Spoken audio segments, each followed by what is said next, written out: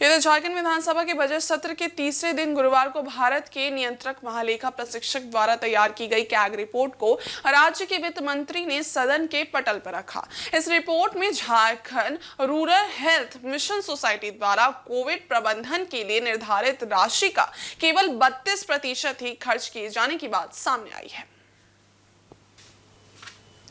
Report के पेश होने के बाद विपक्ष ने सरकार पर जमकर हमला किया, जबकि सत्ता पक्ष बचाव की मुद्रा में दिखा। पूर्व मुख्यमंत्री और भाजपा के वरिष्ठ नेता चंपई सोरेन ने कैग की रिपोर्ट को राज्य के लिए दुर्भाग्यपूर्ण करार दिया और कहा कि रिपोर्ट में सामने आई सारी जानकारी सार्वजनिक हो गई है। उन्होंने आरोप लगाया कि कोरोना काल में राज्य की जनता को सरकार ने काफी परेशान किया और कई मोर्चों पर राहत देने में विफल रही। वहीं राज्य के पूर्व मंत्री और जनता दल यूनाइटेड विधायक सरयू राय ने कैग की रिपोर्ट को लेकर सरकार को कटघरे में खड़ा किया।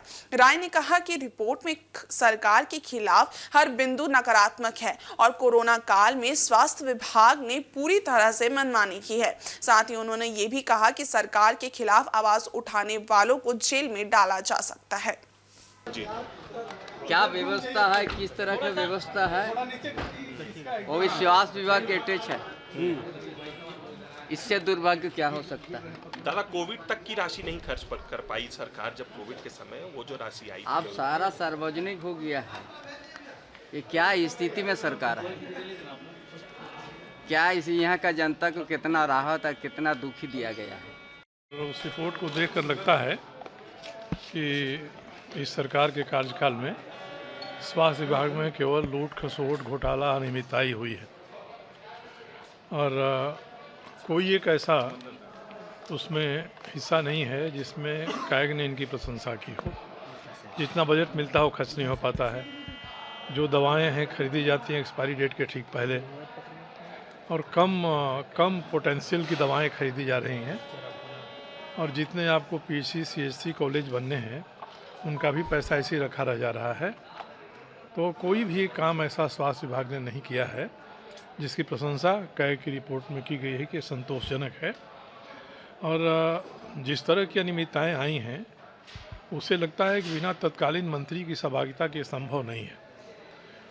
तो कैग की रिपोर्ट पर तो विधानसभा में बहस नहीं होती है, मगर मैं सरकार से मांग करता हूं कि इसके आधार पर जांच कराए और जांच करा के दोषी व्यक्ति, चाहे सेक्रेटरी हो, मंत्री हो, अधिकारी हो, उनको दंडित करे। मैंने तो एक मामला उठाया था अनियमितता का, मुख्यमंत्री जी को ही लिखा था सबूत के साथ।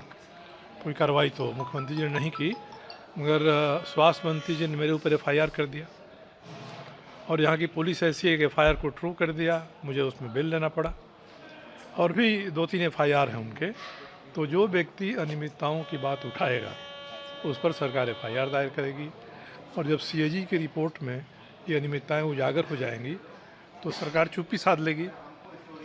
मुझे लगता है कि ये बड़ा अपराध है स्वास्थ्य के क्षेत्र की अनियमितताओं पर पर्दा डालना, दबाना, उसके दोषियों को बचाना। आजसू विधायक निर्मल महतो ने भी रिपोर्ट पर चिंता व्यक्त करते हुए कहा कि विभागों में भ्रष्टाचार अपनी चरम सीमा पर है। वहीं जेएलकेएम विधायक जयराम महतो ने रिपोर्ट को लेकर अपनी प्रतिक्रिया देते हुए कहा कि उन्होंने फिलहाल रिपोर्ट नहीं देखी है, लेकिन वे ये मानते हैं कि झारखंड की स्वास्थ्य व्यवस्था पूरी तरह से लचर है। इस बीच राज्य की मंत्री दीपिका पांडे सिंह ने कहा कि उन्होंने कैग की रिपोर्ट का अध्ययन नहीं किया है, लेकिन वह इस पर विस्तार से विचार करने के बाद अपनी प्रतिक्रिया देंगी। कल हम लोग स्वास्थ्य विभाग को आप खुद पेपर में के मीडिया में भी पूरा आज आया हुआ है और सभी विभाग में घोटाला है और सिर्फ स्वास्थ्य विभाग का घोटाला नहीं है। और अभी देखिए बीमा जो हो रहा है उसमें अभी केंद्र का भी पैसा आया हुआ है और आपका दिया हुआ है कि जो कोरोना काल में भी जो पैसा आया था वो खर्च नहीं कर पाया और उसका हिसाब भी अभी तक नहीं दे पाया है।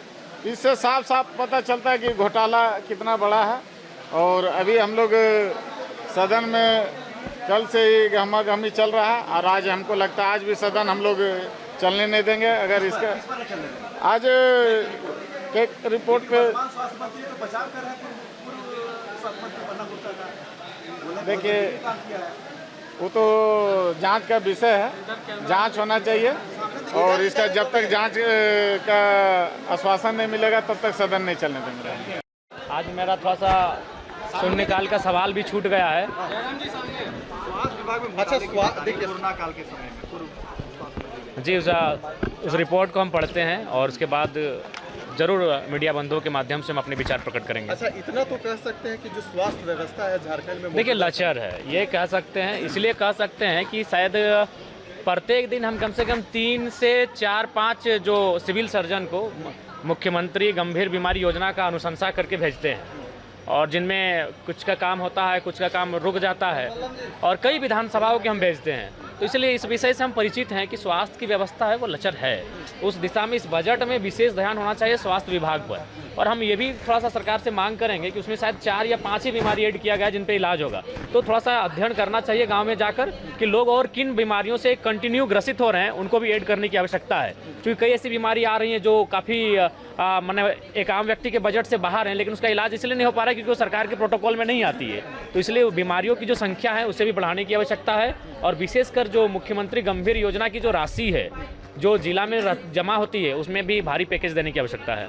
मैं जब तक रिपोर्ट देखूंगी नहीं, एक कहीं अखबार में कुछ छपा है उसके बेसिस पे कुछ कहना उचित नहीं होगा। एक बार मुझे रिपोर्ट देख लेने दीजिए, फिर मैं आप लोगों से ज़रूर बात करूँगी। मैं तो कहूँगी भारी संख्या में कर्मियों की कमी है, मैन पावर की कमी है, इसे राज्य सरकार क्यों अनदेखा कर रही है?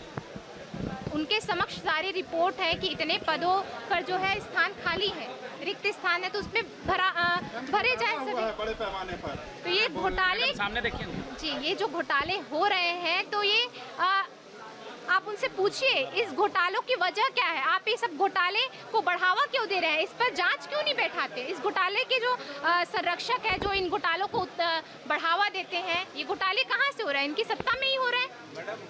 तो हम तो शुरू से ये आवाज उठा रहे हैं कि भ्रष्टाचार जो है चरम पर है यहाँ। सीएम सिर्फ बोलने से नहीं होता साहब, सिर्फ बोलने से नहीं होता कि बालू में कोई दिक्कत नहीं है। आप तो उच्च पद पर आसीन है, जनता की आवाज़ वहाँ तक पहुँच ही नहीं पाती। आप सबों के माध्यम से, हम विपक्षियों के माध्यम से ही हम सदन में जनता की आवाज़ को पहुँचा पाते, पर उसमें भी अगर ये अनदेखा करे कि बालू की कोई कमी नहीं है। आप अखबार पढ़िए, आप दूरदर्शन देखिए, आप मीडिया से अवगत होइए, आपको पता चलेगा कितनी कमी और कितनी कमी नहीं।